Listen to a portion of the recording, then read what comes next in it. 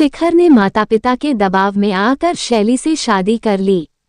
शादी के बाद भी वह उससे दूर दूर रहने का प्रयास करता, लेकिन शैली के संयम, त्याग और मूक तपस्या की गर्माहट पाकर कठोर हृदय शिखर खुद ब खुद मोम की मानंद पिघल गया। शैली उस दिन बाजार से लौट रही थी कि वंदना उसे रास्ते में ही मिल गई। तू कैसी है शाली, बहुत दिनों से दिखाई नहीं दी, आ चल सामने रेस्तरां में बैठकर कॉफी पीते हैं। वंदना शैली को घसीटी ले गई थी। जाते ही उसने 2 कप कॉफी का ऑर्डर दिया और सुना, क्या हालचाल है, कोई पत्र आया शिखर का? नहीं, संक्षिप्त सा जवाब देकर शैली का मन उदास हो गया था। सच शैली, कभी तेरे बारे में सोचती हूँ तो बड़ा दुख होता है। आखिर ऐसी क्या जल्दी पड़ी थी तेरे पिताजी को जो तेरी शादी कर दी? ठहर कर, समझबूझ कर करते। शादी ब्याह कोई गुड्डे गुड़िया का खेल तो है नहीं।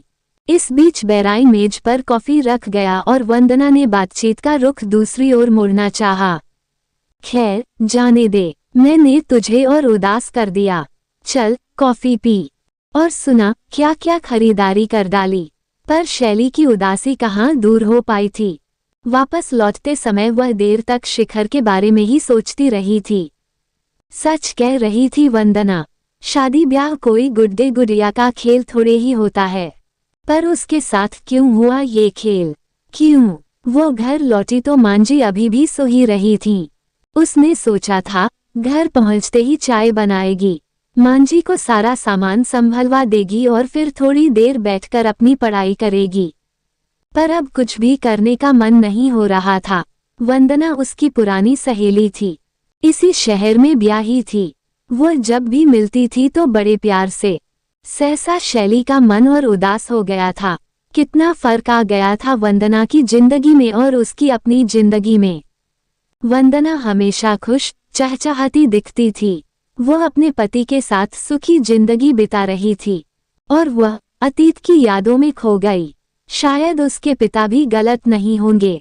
आखिर उन्होंने शैली के लिए सुखी जिंदगी की ही तो कामना की थी। उनके बचपन के मित्र सुखनंदन का बेटा था शिखर। जब वो इंजीनियरिंग की पढ़ाई कर रहा था तभी उन्होंने ये रिश्ता तय कर दिया था। सुखनंदन ने खुद ही तो हाथ मांगकर यह रिश्ता तय किया था। कितना चाहते थे वह उसे। जब भी मिलने आते कुछ ना कुछ उपहार अवश्य लाते थे। वह भी तो उन्हें चाचा जी कहा करती थी। वीरेंद्र, तुम्हारी यह बेटी शुरू से ही माँ के अभाव में पली है न, इसलिए बचपन में ही सयानी हो गई है। जब वह दौड़कर उनकी खातिर में लग जाती तो वह हंसकर उसके पिता से कहते।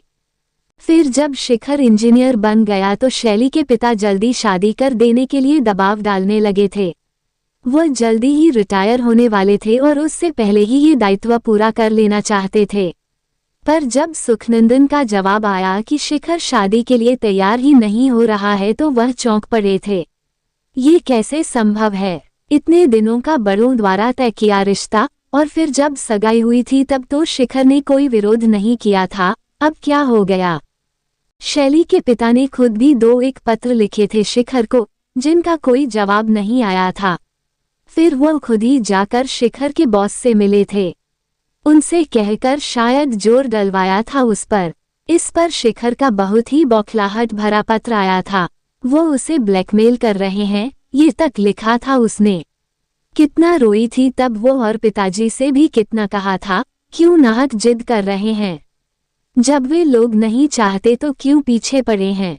ठीक है बेटी, अगर सुखनंदन भी यही कहेगा तो फिर मैं अब कभी जोर नहीं दूंगा। पिताजी का स्वर निराशा में डूबा हुआ था। तभी अचानक शिखर के पिता को दिल का दौरा पड़ा था और उन्होंने अपने बेटे को सख्ती से कहा था कि वह अपने जीते जी अपने मित्र को दिया गया वचन निभा देना चाहते हैं। उसके बाद ही वह शिखर को विदेश जाने की इजाजत देंगे।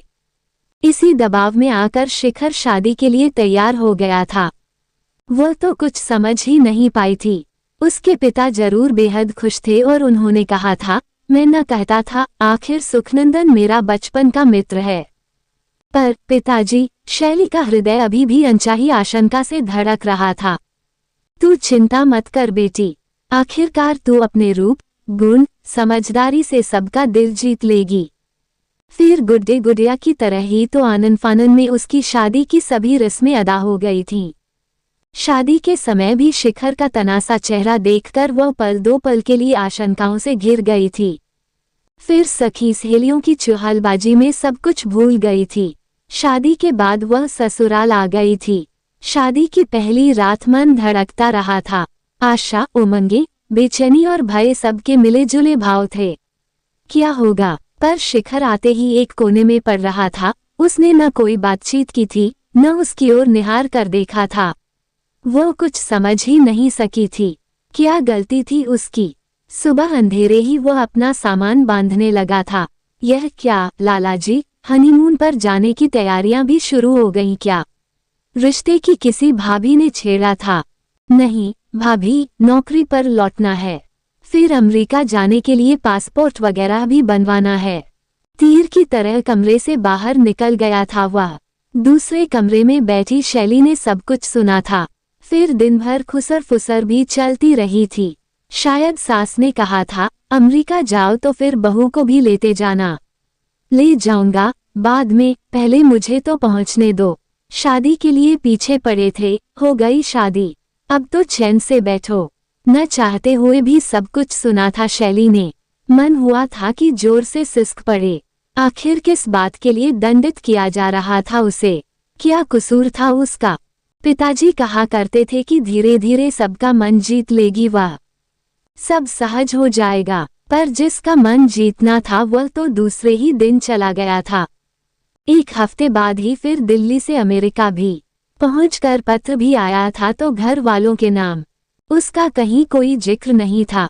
रोती आंखों से वह देर तक घंटों पता नहीं क्या क्या सोचती रहती थी। घर में बूढ़े सास ससुर थे। बड़ी शादीशुदा नंद शोभा अपने बच्चों के साथ शादी पर आई थी और अभी वहीं थी। सभी उसका ध्यान रखते थे। वे अक्सर उसे घूमने भेज देते, कहते फिल्म देखाओ बहू किसी के साथ। पर पति से अपने आप को अपमानित महसूस करती वह कहाँ कभी संतुष्ट हो पाती थी। शोभा जीजी को भी अपनी ससुराल लौटना था। घर में फिर वह मांझी और बाबूजी ही रह गए थे। महीने भर के अंदर ही उसके ससुर को दूसरा दिल का दौरा पड़ा था। सब कुछ अस्त-व्यस्त हो गया। बड़ी कठिनाई से हफ्ते भर की छुट्टी लेकर शिखर भी अमेरिका से लौटा था। भागादौड़ी में ही दिन बीते थे। घर नाते रिश्तेदारों से भरा था और इस बार भी बिना उससे कुछ बोले ही वह लौट गया था। माँ, तुम अकेली हो, तुम्हें बहू की जरूरत है, यह जरूर कहा था उसने। शैली जब सोचने लगती है तो उसे लगता है जैसे किसी सिनेमा की रील की तरह ही सब कुछ घटित हो गया था उसके साथ। हर क्षण, हर पल वह जिसके बारे में सोचती रहती है उसे तो शायद कभी अवकाश ही नहीं था अपनी पत्नी के बारे में सोचने का, या शायद उसने उसे पत्नी रूप में स्वीकारा ही नहीं।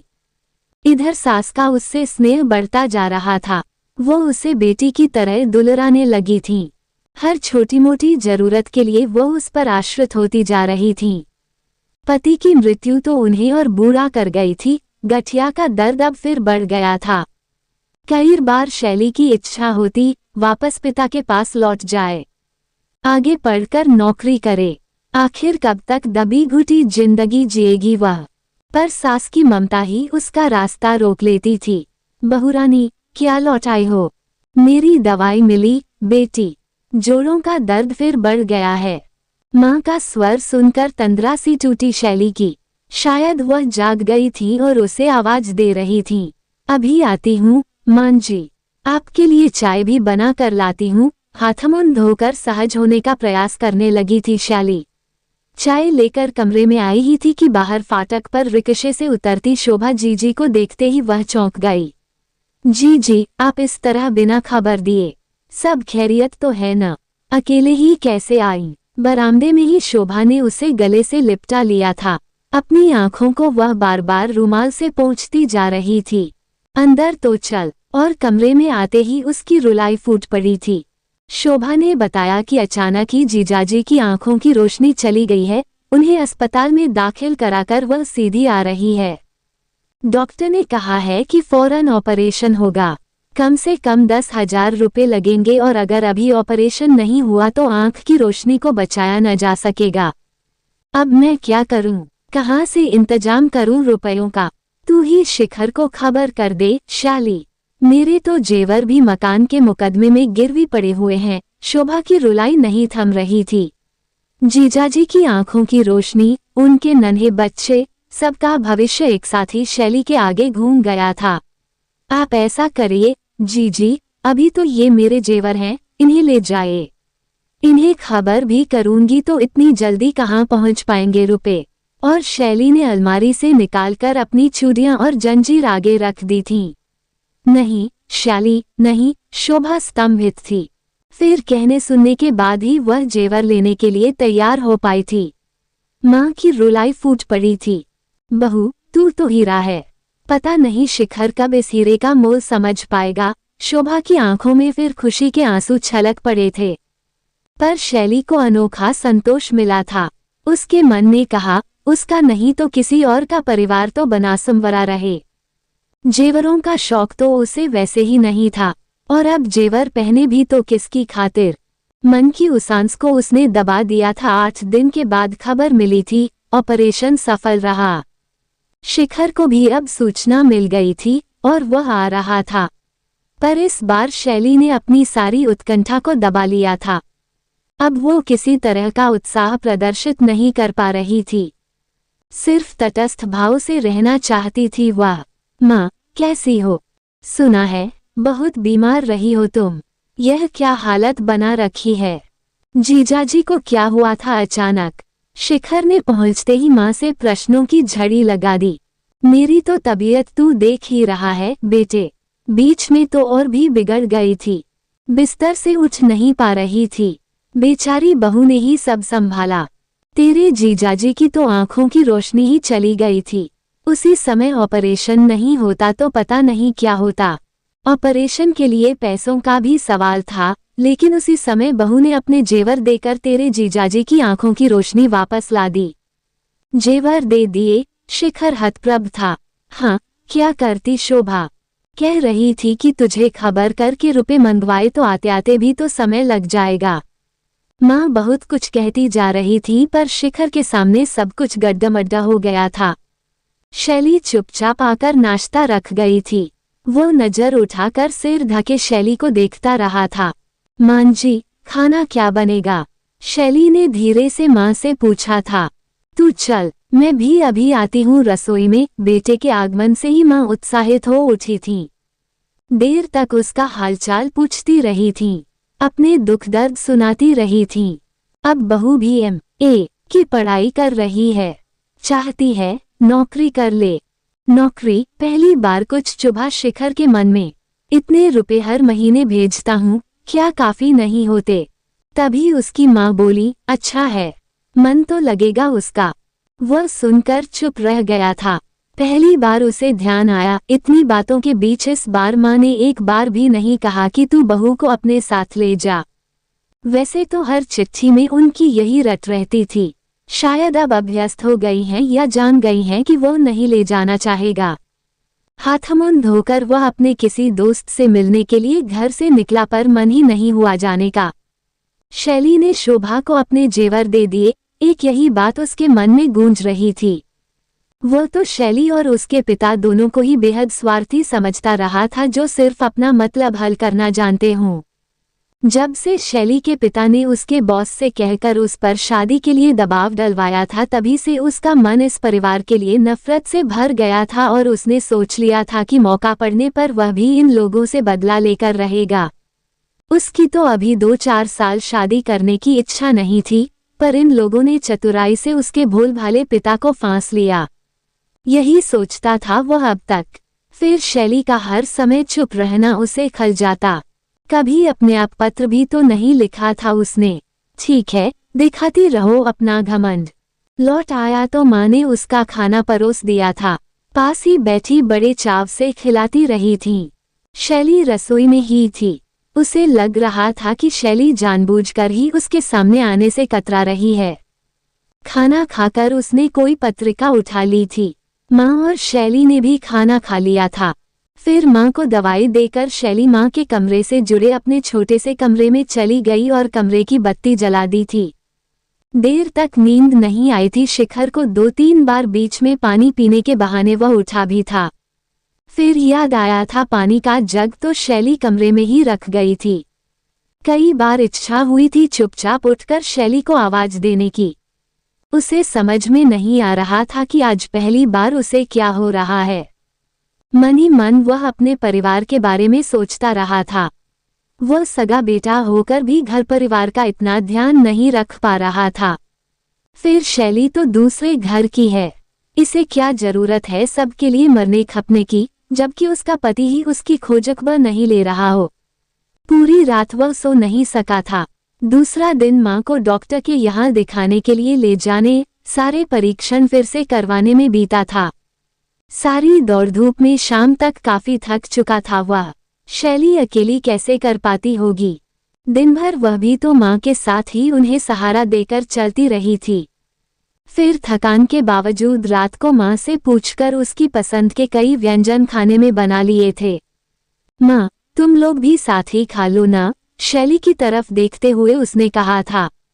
नहीं बेटे, तू पहले गर्म-गर्म खा ले, मां का स्वर लाड़ में भीगा हुआ था। कमरे में आज अखबार पढ़ते हुए शिखर का मन जैसे उधर ही उलझा रहा था। मां ने शायद खाना खा लिया था। बहू, मैं तो थक गई हूँ, दवाई देकर बत्ती बुझा दे, उनकी आवाज आ रही थी। उधर शैली रसोई घर में सब सामान समेट रही थी। एक प्याला कॉफी मिल सकेगी क्या? रसोई के दरवाजे पर खड़े होकर उसने कहा था। शैली ने नजर उठाकर देखा भर था। क्या था उन नजरों में? शिखर जैसे सामना ही नहीं कर पा रहा था। शैली कॉफी का कप मेज पर रख कर जाने के लिए मुड़ी ही थी कि शिखर की आवाज सुनाई दी। आओ बैठो। उसके कदम ठिठक से गए थे। दूर की कुर्सी की तरफ बैठने को उसके कदम बढ़े ही थे कि शिखर ने धीरे से हाथ खींचकर उसे अपने पास पलंग पर बिठा लिया था। लज्जा से सिमटी वह कुछ बोल भी नहीं पाई थी। मां की तबीयत अब तो काफी ठीक जान पड़ रही है। दुक्षण रुककर शिखर ने बात शुरू करने का प्रयास किया था। हाँ, 2 दिन से घर में खूब चल फिर रही हैं, शैली ने जवाब में कहा था। फिर जैसे उसे कुछ याद हो आया था और वह बोली थी, आप शोभा जीजी से भी मिलने जाएंगे ना? हाँ, क्यों? मांझी को भी साथ ले जाएगा। थोड़ा परिवर्तन हो जाएगा तो उनका मन बदल जाएगा। वैसे घर से जा भी कहाँ पाती हैं? शिखर चुपचाप शैली की तरफ देखता भर रहा था। मां को ही क्यों, मैं तुम्हें भी साथ ले चलूंगा, सदा के लिए अपने साथ। धीरे से शैली को उसने अपने पास खींच लिया था। उसके कंधों से लगी शैली का मन जैसे उन सुमधुर क्षणों में सदा के लिए डूब जाना चाह रहा था। मेरे प्यारे दोस्तों, आप लोगों को हमारी यह वीडियो कैसी लगी प्लीज़ हमें कमेंट सेक्शन में ज़रूर बताना और हमारी वीडियो को लाइक करना। हमारी यह कहानियाँ आपका मनोरंजन करने के साथ आपको दिशा भी देंगी। तो बने रहिए हमारे साथ और हमारे प्रयास को सफल बनाएं।